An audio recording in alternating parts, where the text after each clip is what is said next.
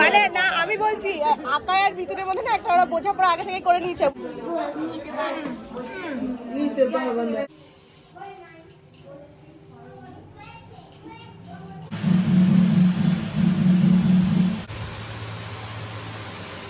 Hello everyone, welcome to Swati's blog. তোমরা সবাই কেমন আছো? আই হোপ তোমরা সবাই ভালো আছো। সবাই ভালো থেকো, সুস্থ থেকো, হ্যাপি থেকো। আর এখনও যা চ্যানেলটাকে সাবস্ক্রাইব করোনি গাইজ, প্লিজ চ্যানেলটাকে সাবস্ক্রাইব করে পাশে থাকা বেল আইকনটা ক্লিক করে নোটিফিকেশনটা অল করে দিও, যাতে আমি ভিডিও ছাড়ার সঙ্গে সঙ্গে নোটিফিকেশনটা তোমাদের কাছে পৌঁছে যায়। আজকে ভিডিওটা শুরু করলাম নতুন শাড়ি দিয়ে। এই শাড়িটা আমাকে কিন্তু আমার ভাসুর দিয়েছে, কারণ সামনেই তো জানো আমাদের বাড়িতে অনুষ্ঠান আছে, সেটা হচ্ছে পুচকুর পৈতে মানে উপনয়ন। তো সেই উপলক্ষেই আমাকে এই শাড়িটা দিয়েছে। খুব সুন্দর হয়েছে শাড়িটা, দারুণ পছন্দ হয়েছে আমার, বিশেষ করে কালারটার জন্য। এইরকম কালারের শাড়ি কিন্তু আমার কাছে নেই, তো ভীষণই ভালো লাগছে। তোমরাও কমেন্ট করে জানিও কীরকম হয়েছে। তারপরে চলে এসছি আমি আমার মায়ের কাছে। এখানে এখন দেখতেই পাচ্ছ মিনুকে খেতে দেওয়া হচ্ছে। আসলে আমাদের যেহেতু এখন বিয়ে বাড়িতে পরপর নেমন্তন্ন আছে, সেজন্য বাড়িতে তো রান্না হচ্ছে না, সেজন্য ওকে মানে মাছে আর মুড়ির সাথে মাখিয়ে দিয়েছে। ওটাও বেশ খেতে ভালোবাসে। তো আজকে মারা যাবে হচ্ছে কোনাযাত্রী, আমি তো যাব না, কারণ সিউড়ির কাছে মোহাম্মদ বাজারে কিন্তু দিদির বিয়েটা হয়েছে। তো জার্নিটা বড় কথা নয়, জার্নিটা ঠিক করে নিতাম, কিন্তু আসতে অনেকটাই মাদের রাত্রি হয়ে যাবে। তো সেই জন্য রাত হবে বলে আমি আর রিস্ক নিলাম না, সেই জন্য আমি আর গেলাম না। বাকিরা সবাই গিয়েছিল, মা, দিদি, পূজা, পিসুনি, মানে যারা যারা আছে ফ্যামিলির সবাই গিয়েছিল। আর এখানে এখন মা, দিদি সব কাকিমুনির কাছে সাজতে এসেছে।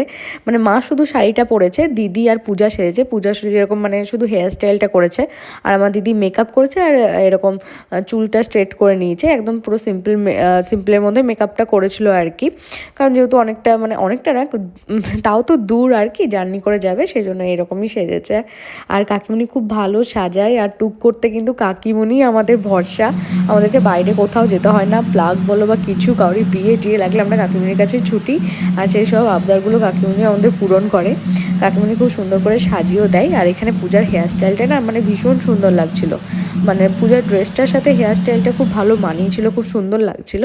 তো তাই ওকে বলছিলাম। তুলি পড়ে গেছে।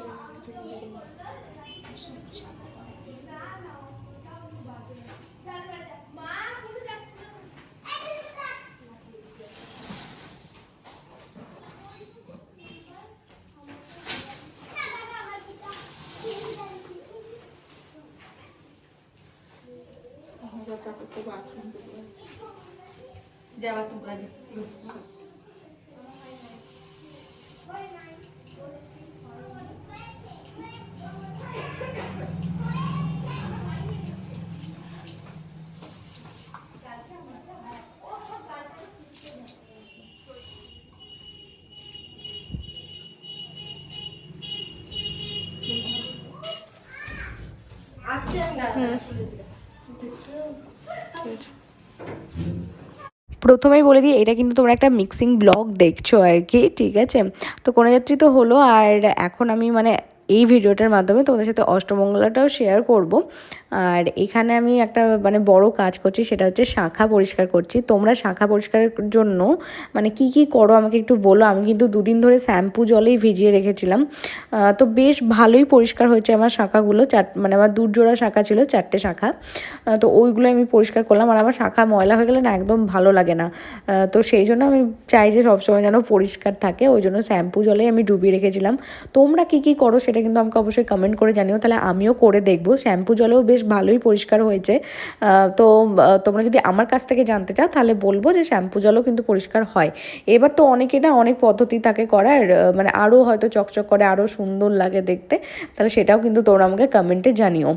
আর এখানে দেখতে পাচ্ছ আমি এখন রেডি হয়ে গেছি, কুর্তি পরে একদম সিম্পলভাবেই রেডি হয়েছি। যাব হচ্ছে অষ্টমঙ্গলাতে, মানে আজকে হচ্ছে বড়দির অষ্টমঙ্গলা, তো ওখানেই যাব। সবাই অলরেডি চলে গেছে, প্রায় এখন 1টার মতন বাজে। আমাকে ফোন করছে সবাই যে কোথায় আছিস, আয় এবার।